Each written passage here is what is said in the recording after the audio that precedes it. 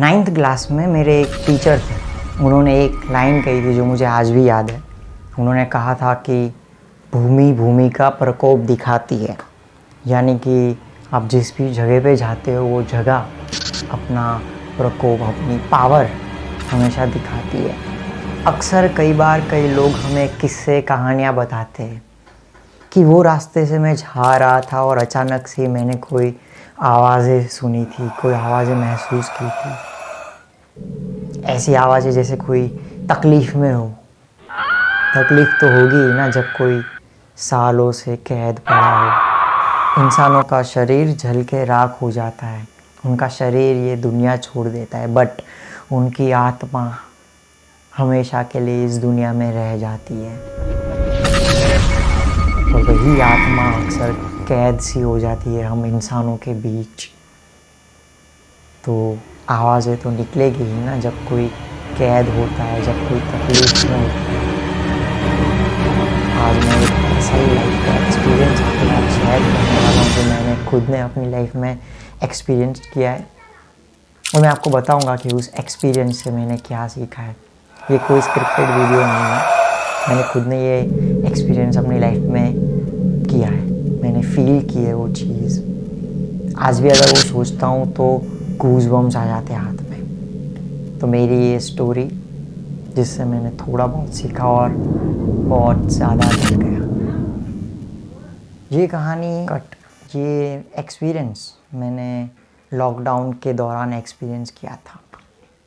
हम cousin brothers sisters हम सभी लोग हमारे टेरेस पे बैठे थे और वहाँ पे कुछ दिनों से कुछ आवाज़ें महसूस हो रही थी, ऐसा हमारे नेबर्स हमें कह रहे थे। तो मैं और मेरा कज़िन ब्रदर हम दोनों हंसने लगे। हमने ये बहुत ही लाइटली ले लिया। फिर हम दोनों ने डिसाइड किया कि हम दोनों टेरेस पे ही सोएंगे आज की रात। फिर हमारे कुछ कज़िन सिस्टर्स, हमारे ब्रदर इन लॉ वो चले गए सोने अपने रूम में। हम दोनों रह गए हमारे टेरेस पे सोने के लिए।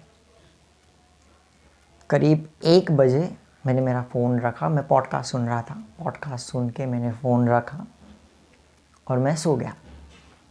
मैं सो रहा था। हम दोनों ऐसे सो रहे थे बाजू बाजू में।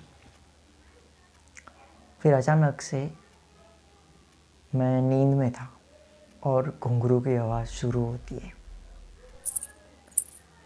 लिटरली फील हो रहा था कि कोई हम दोनों के अराउंड, यानी कि हम दोनों के ऐसे आस-पास घूम रहा है। मेरी आंखें खुल गई। मैंने खुद को पिंच किया कि मैं ये सपना तो नहीं देख रहा। मुझे दर्द हुआ, मैं सपना नहीं देख रहा था। मेरे बाजू में मेरा फ़ोन था। मैंने फ़ोन पे टाइम देखा, एक्जैक्टली 2 AM, रात के 2 बज रहे थे। लिटरली मुझे वो आवाज़ महसूस हो रही थी, ऐसे पैरों की आवाज़ भी। ऐसे फील हो रहा था कि जैसे कोई आके बीच में रुक रहा है और वेट कर रहा है कि कोई तो इन दोनों में से उठे। ऐसा लिटरली फील हो रहा था कि जैसे कोई हमारी राह देख रहा है कि दोनों में से कोई एक अपना ब्लैंकेट खोले।